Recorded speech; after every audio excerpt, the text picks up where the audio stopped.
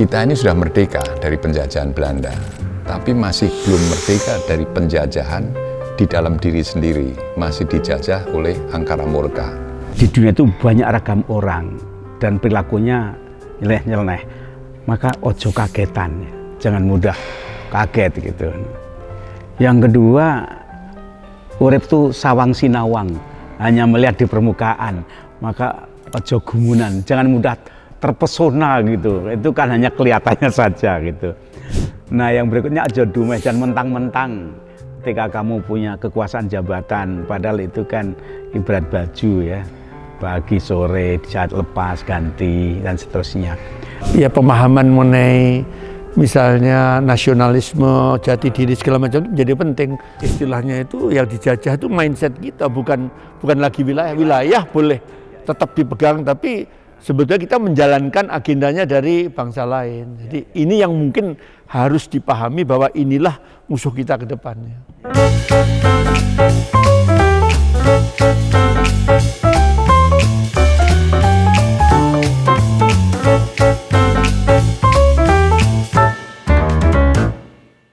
Assalamualaikum warahmatullahi wabarakatuh.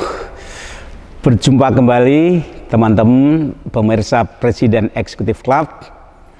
Kembali saya menghadirkan tamu kita yang sudah tidak asing lagi, Mas Ruk Sumiarso, kedua Mas Darmono. Saya pernah ke Serbia, bekas Yugoslavia. Mengapa pecah gitu?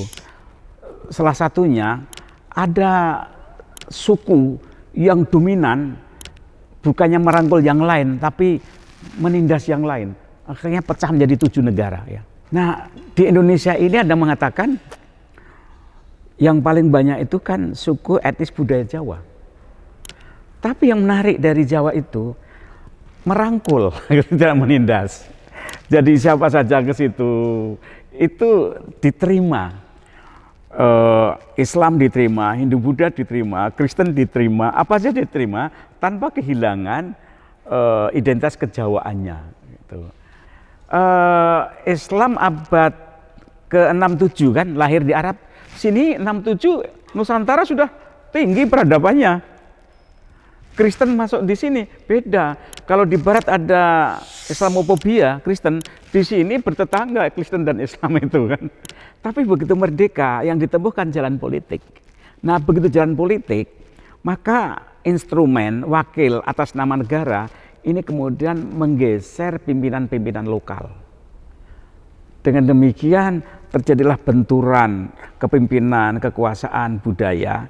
Nah, sekarang pertanyaan kita dialogkan, bagaimana kita menjaga aset keragaman budaya yang menjadi identitas kita, yang sekarang ini menghadapi gelombang saintifikasi, teknologisasi, globalisasi, kapitalisasi global nasional, sehingga alam pikiran masyarakat kita itu ukurannya itu kemudian cenderung kuantitatif materialistik.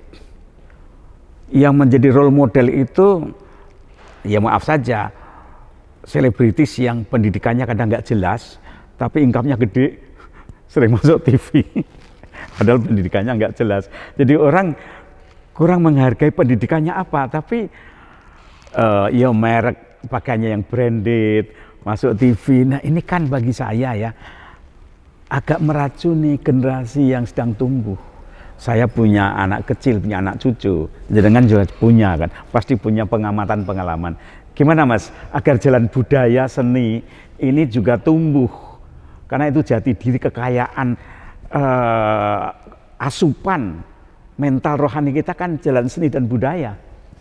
Oke, saya ingin menambahkan sedikit, Prof, tadi ya disebutkan suku Jawa yang mayoritas ini menerima berbagai macam toleran terhadap budaya lain.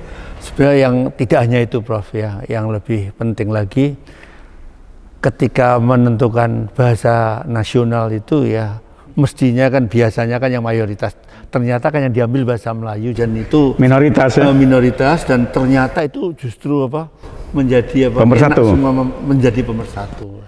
Kembali lagi tadi disebutkan sebelum kemerdekaan ya, itu banyak komunitas-komunitas ataupun kumpulan-kumpulan itu yang semua itu tanda petik ya ingin melawan penjajah ya. Makanya betul sekali saya selalu mengutip kata-kata bijak Bung Karno ketika beberapa hari setelah kemerdekaan itu beliau pidato ya, zamanku ya lebih mudah karena melawan penjajah, zamanmu pada kita-kita lebih sulit karena yang kamu hadapi adalah bangsamu sendiri. Nah, jadi di sini sebetulnya yang kita ternyata setelah kita merdeka juga tidak mudah untuk membangun suatu kohesi di antara berbagai macam ini, dan untung kita punya nilai-nilai ya kebinekaan yang sudah secara resmi masuk di dalam dasar negara kita ya. Lah satu ya kembali lagi kalau kita kembalikan sebetulnya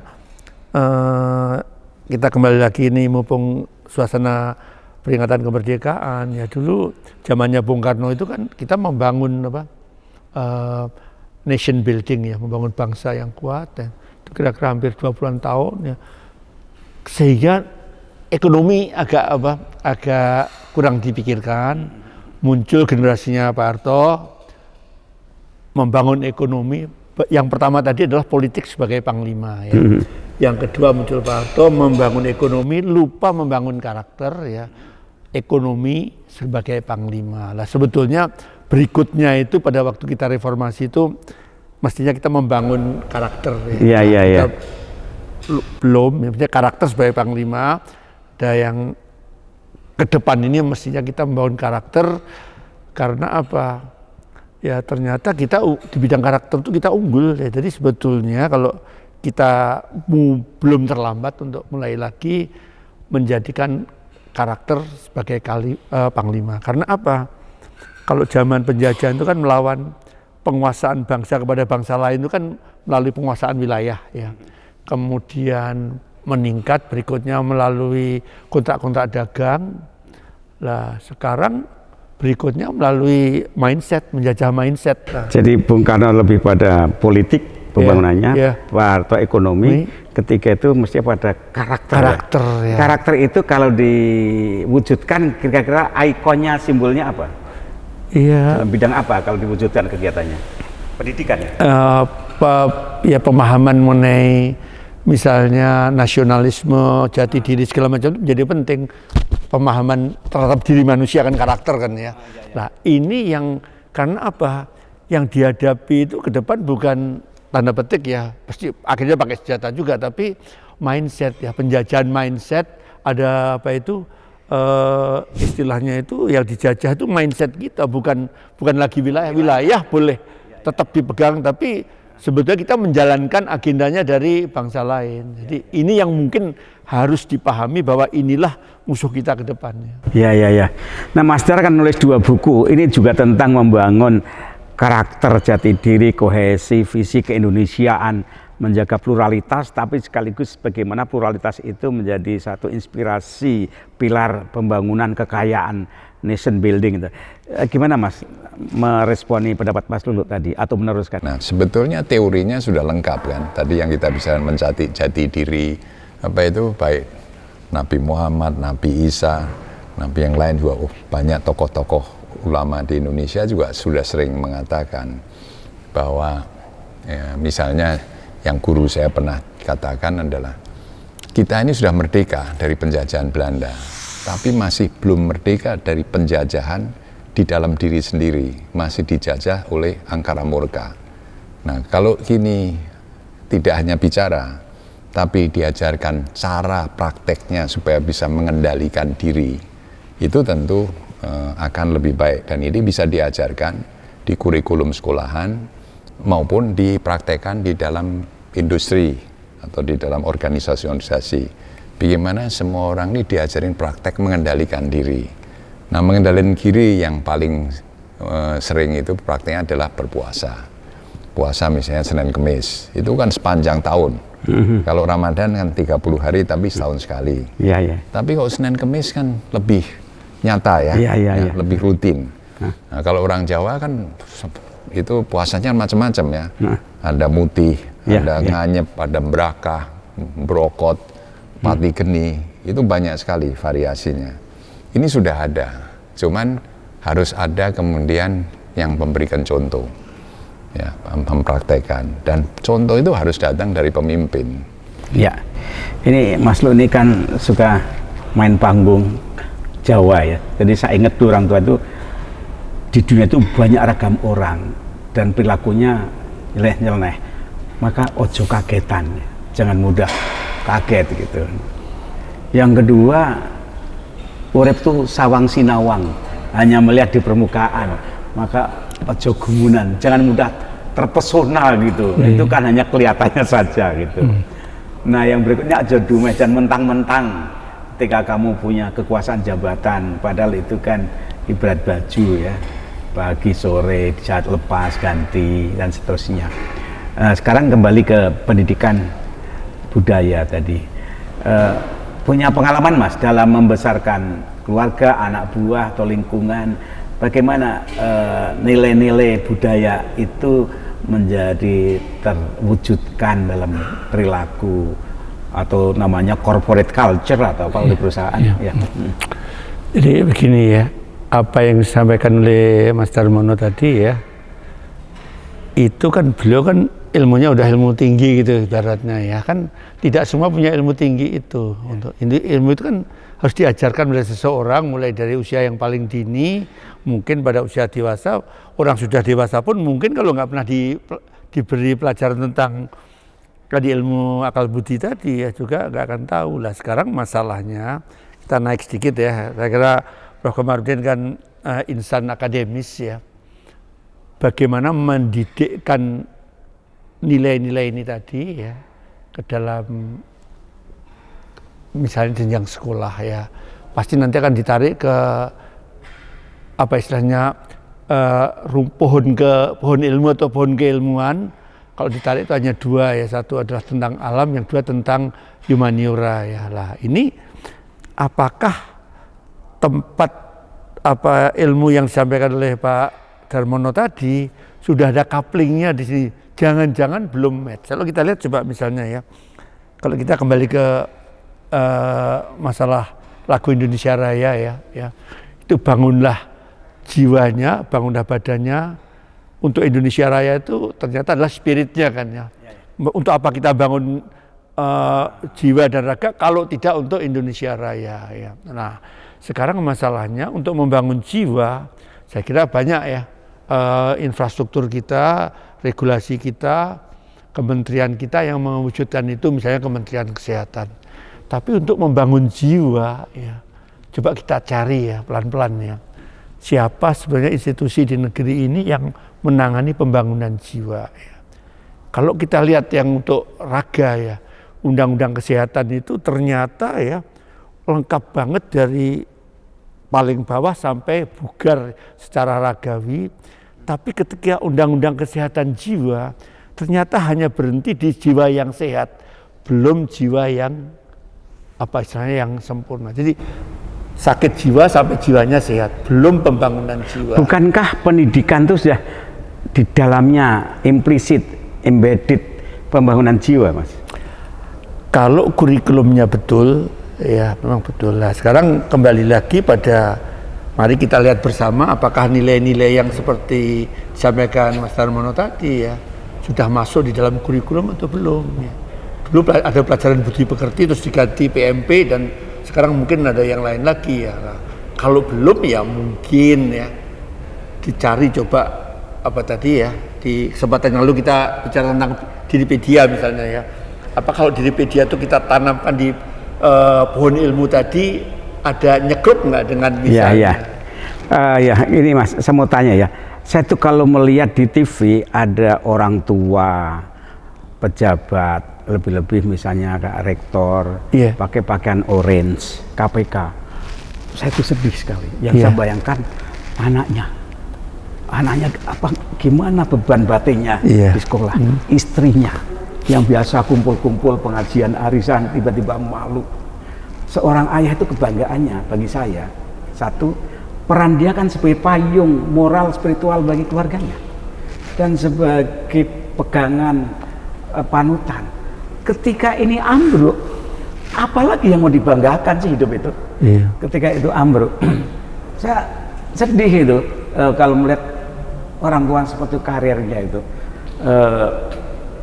Nah ini kok kelihatannya masih banyak, Mas, nggak takut pada apa ya, betapa mahalnya integritas itu. Kelihatannya kadang orang lebih tergoda oleh materialitas. Sebetulnya godaan setan. Tapi ya ini yang meskipun sudah dilarang, makin dicari orang, ya kan? Contohnya alkohol, perjudian, pelacuran, seks, itu semua kan dilarang oleh pemerintah. Tapi ini semua barang enak sebenarnya, dicari oleh nafsu. Nah jadi kembali lagi, hukum harus ditegakkan, pendidikan harus jalan terus, ini harus paralel dan tidak akan boleh berhenti. Nah, kita ambil contoh perusahaan mana yang memperbolehkan karyawannya karakternya jelek, itu akan dikontrol dengan keras dan dididik, dan ini tidak jadi beban negara. Nah, jadi kita secara keseluruhan Indonesia itu luas sekali dan memiliki keharusan bahwa kita ini harus kesejahteraan sosial rakyat itu harus sangat diperhatikan.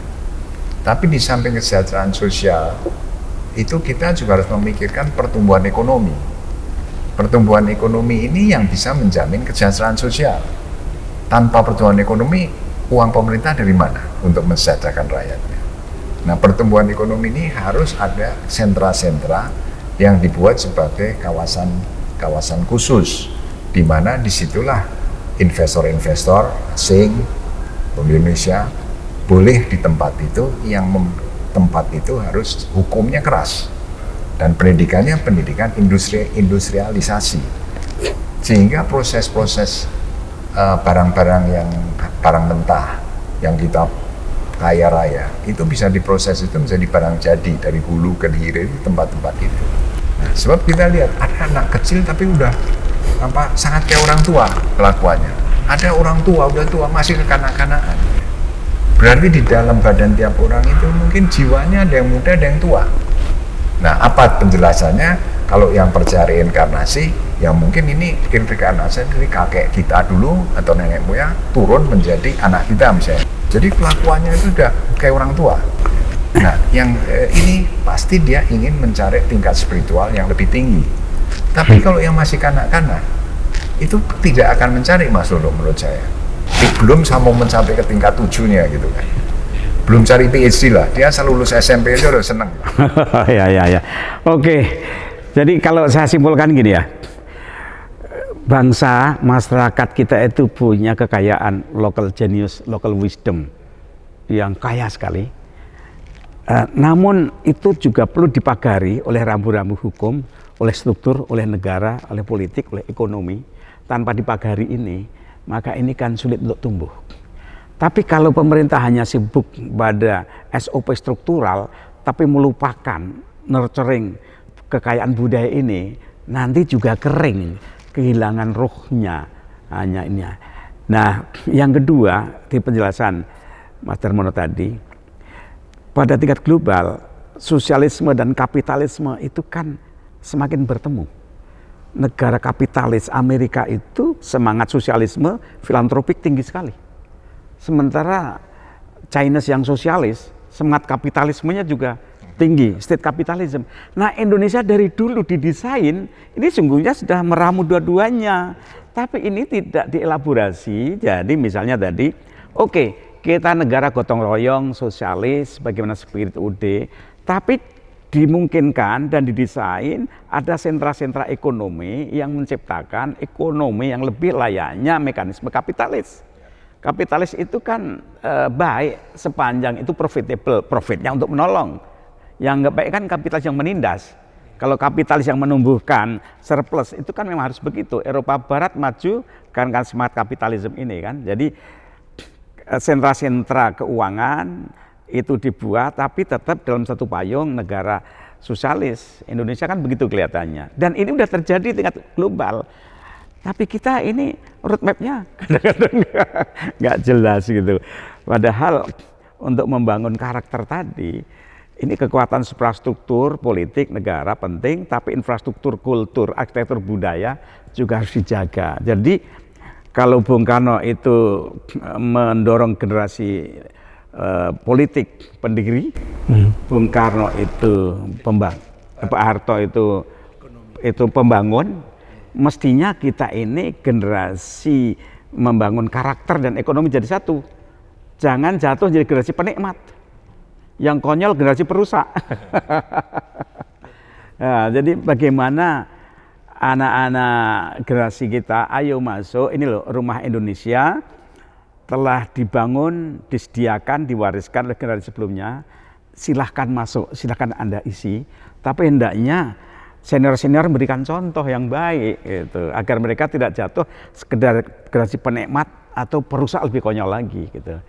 Baiklah para pemirsa, kami sampaikan terima kasih Anda telah bersama kami mendengarkan, menonton ini. Semoga Anda bisa sharing, Anda lanjutkan kalau ada wisdom yang bisa Anda tangkap dari dialog ini. Dan saya yakin banyak tamu-tamu ini sudah lakoni, praktisi, sudah kelebihan senior itu pasti usianya lebih panjang dibanding junior gitu kan. Jadi pasti lebih panjang pengalamannya, best practice-nya. Terima kasih, sampai jumpa lagi. Assalamualaikum warahmatullahi wabarakatuh.